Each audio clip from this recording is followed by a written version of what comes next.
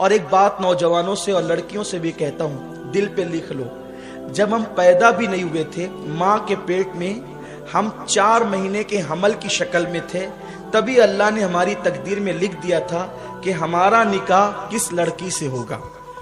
توجہ آپ کی، بس اسی پہ بات اب ختم کرنے جا رہا ہوں، لڑکیاں بھی سن لیں اور لڑکے بھی سن لیں۔ جب ہم پیدا بھی نہیں ہوئے تھے تب قدرت نے فیصلہ کر دیا تھا کہ ہمارا نکاح کس کے ساتھ ہوگا، تو جو اللہ نے لکھ دیا ہے اسی کے ساتھ ہوگا۔ اگر ہر لڑکی کے ساتھ ہمارا نکاح جس کو دیکھا ہو جاتا تو یہ جو رشتے آ کے جو واپس جاتے ہیں نا، کئی سال تک چلتا رہتا ہے، آ رہے جا رہے۔ کیوں لوگ پریشان ہوتے ہیں؟ ارے سید صاحب اتنی جگہ جاتے ہیں، پسند ہی نہیں آتا۔ میں کہتا ہوں جا لکھا تو وہاں پہنچ ہی نہیں رہا ہے، جہاں اللہ نے لکھا ہے تو وہاں پہنچ ہی نہیں رہا ہے۔ جہاں اللہ نے لکھا ہے جس دن وہاں پہنچ جائے گا اور وہ وقت آ جائے گا تو پھر چٹ منگنی پٹ بیا والا مسئلہ بھی ہو جائے گا۔ لیکن جب اللہ نے جہاں لکھا ہے تو وہاں پہنچتا ہی نہیں ہے، تو ابھی انتظار کر۔ یہ اللہ کی طرف کے فیصلے ہوتے ہیں، اللہ کی طرف کے۔ تو رشتے آئے جائیں تو بہت زیادہ دماغ پہ ٹینشن مت لیا کرو۔ اللہ نے ہماری تقدیر میں لکھ دیا ہے تو ہونا ہی ہونا ہے۔ کوئی بغیر جوڑے کا زمین پہ نہیں آیا ہے۔ اور بیٹیوں کو جلدی رشتے نہیں آتے تو ماں باپ خود اس کو تانا دیتے، کیسی ہے تو، منوس ہے، تیری تقدیر پھوٹی ہوئی ہے، تجھے اچھے رشتے نہیں آتے، ہم پریشان ہیں۔ یار اس بیٹی کا کیا قصور ہے؟ اللہ نے جب لکھا ہے تبھی شادی ہوگی۔ شادی وقت سے پہلے نہیں ہوگی، موت وقت سے پہلے نہیں آئے گی، روزی وقت سے پہلے نہیں ملے گی۔ اللہ نے جب جہاں لکھا ہے اسی وقت ہوگا، جو ٹائم آ جائے گا اسی وقت ہوگا، ورنہ نہیں ہوگا۔ ہم نے تو ایسی شادیاں بھی اس چھوٹی سی عمر میں دیکھی ہے۔ میں نے ایک شادی ایسی دیکھی ہے اپنے بچپنے میں کہ بارات تیار ہوگی اور تیار ہونے کے بعد کسی معاملے پر جھگڑا ہو گیا بارات کے اندر، تو کیا ہوا؟ لڑکے والوں نے اپنی انا بتانے کے لیے کہا ہم بارات واپس لے جا رہے ہیں۔ یہ ہوا، ہم بارات واپس لے جا رہے ہیں۔ اب لڑکی والے نرم پڑے، یار عزت پہ بنا جائے گی، کیا ہوگا؟ انہوں نے ہاتھ جوڑے، پیر پکڑے، خدا کے لیے ایسا مت کرو، غریب کی عزت سے مت کھیلو، چلو جو وہ معافی مانگتے لیکن مجرا نہیں، ہم تو جائیں گے۔ بہت منایا، لوگوں نے منایا، بڑوں نے منایا، نہیں مانے، اور وہ بارات واپس ہوئی۔ لڑکی کے ماں باپ کی تو موت سے بدتر اس وقت کی کیفیت ہو گئی تھی کہ وہ کیا کریں، لیکن خدا کی شان دیکھی۔ اب وہاں پہ سب رشتہ دار رو دو رہے ہیں کہ اب مہمان آ رہے ہیں، کیا جواب دیں گے؟ کھانا تیار ہے، شربت تیار ہے، جہیز تیار ہے، کیا کریں گے؟ ایسے میں ایک لڑکا اپنی ماں اور اپنے باپ کے ساتھ شادی میں شرکت کے لیے آیا تھا، اور وہ بہت مالدار گھرانے کے تھے۔ وہ جو بارات آئی تھی اس سے بہت مالدار گھرانے کے وہ لوگ تھے۔ جب ان کو روتا دھوتا دیکھا تو اس لڑکے نے اپنے ماں باپ سے کہا یہاں ان کی عزت بچانا ہمارے لیے ضروری ہے، کیا ایسا نہیں ہو سکتا کہ جو صحرا اس لڑکے نے پہنا تھا وہی صحرا میں پہن لوں؟ ماں باپ نے کہا کہ یہ تو بہت اچھی بات ہوگی، چلو اچھا کرتے ہیں۔ اور 10 سے 15 منٹ کے درمیان یہ فیصلہ ہو گیا، اور اس کے بعد بارات کا جو ٹائم تھا نا جانے کا، چونکہ ادھر بارات تیار ہو رہی تھی، بارات کا جو ٹائم تھا اس ٹائم تک، مہمانوں کے آنے تک یہ دولہا سج سنور کر کے وہاں بیٹھ گیا تھا، آیا تھا شادی میں شرکت کے لیے، بن گیا دولہا۔ اب لوگ حیران تھے ایسا کیوں ہوا؟ وہ ایسا اس لیے ہوا کہ اس کی قسمت میں نہیں لکھا تھا، تو یہ بہانے سے کینسل تو نہیں تھا، یہ تو اس کی بیوی بننے والی تھی نا۔ ایک بات مجھے بہت پیاری سے یہاں یاد آ گئی اور اس کو بیان کر کے بات ختم کرتا ہوں، مجھے مرکز جانا ہے۔ امام اعظم کے دور میں ایک حادثہ ہو گیا۔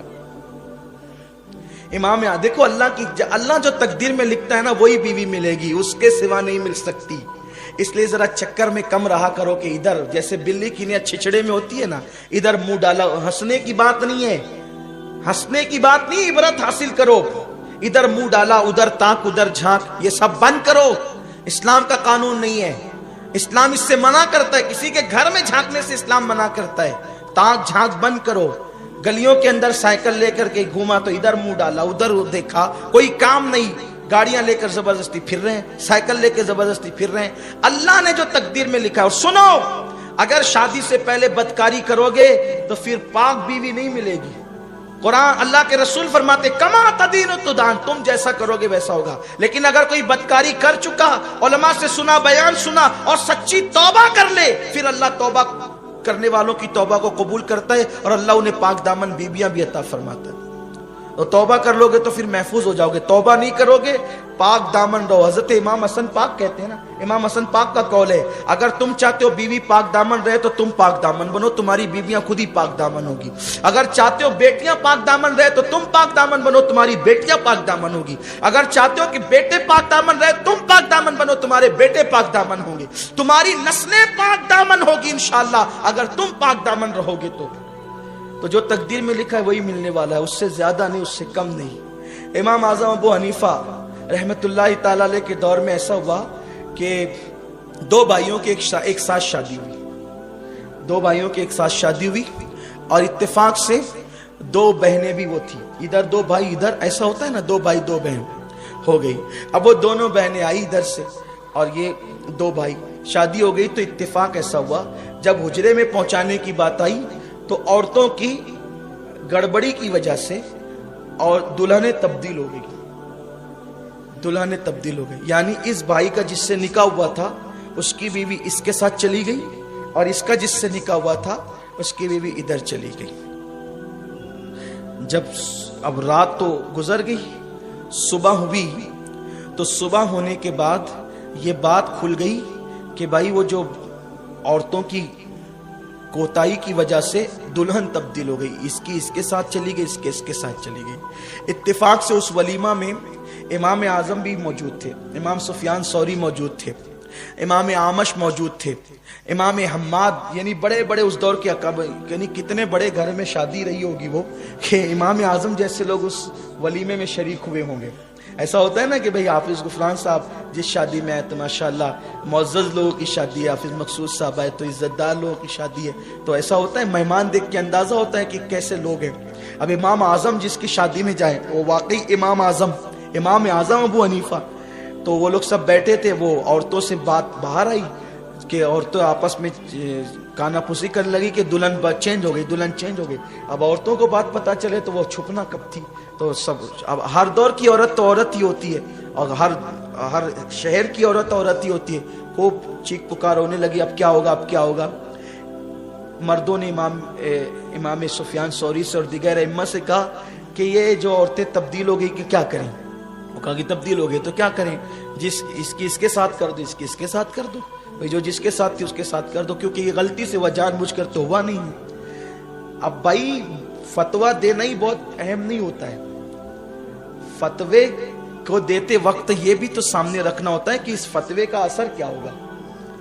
असल बात ये है क्या, चलो ठीक है, जो जिसकी बीवी थी उसके पास पहुंचा दो, गलती से हो गया तो क्या करेंगे। भाई दो बहनें हैं, दो भाई है, एक घर में रहते हैं, अब इसने इसके साथ रात गुजारी, इसने इसके साथ रात गुजारी, अब इसको फिर इसके पास भेजे, इसको इसके पास भेजे, तो ये जिंदगी भर एक दूसरे से नजरें मिला सकेंगे, दोनों भाई एक दूसरे को देख सकेंगे, क्योंकि ये तो इसकी बीवी के साथ गुजार चुका है रात, वो उसकी बीवी के साथ रात गुजार चुका है। तो घर वालों को थोड़ा सा तरह कि भाई चलो ठीक है, जो बीवी जिसकी उसकी उसके पास रहेगी, लेकिन ये रात कहीं और गुजार चुकी है और वो सारी जिंदगी नजर उठा के एक दूसरे को देख सकेंगे, क्या करेंगे। लेकिन उस महफिल में खुशनसीबी उनकी ये थी कि हमारा इमाम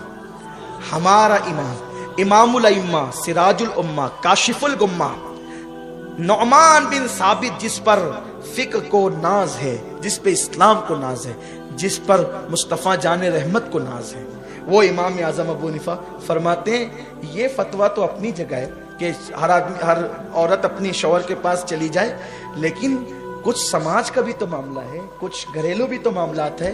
एक काम करो, दोनों दूल्हे को मेरे पास बुलाओ।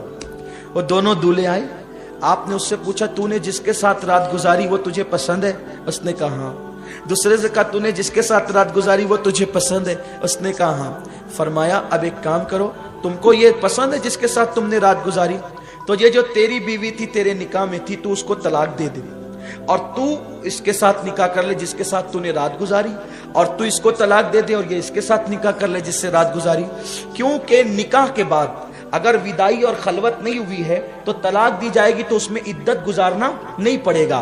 तो इधर उसने उसको तलाक दे दिया, इधर उसने उसको तलाक दे दिया, और जिसने जिसके साथ रात गुजारा वो उसी की बीवी हो गई, इसने इसके साथ रात गुजारा उसी की बीवी हो गई।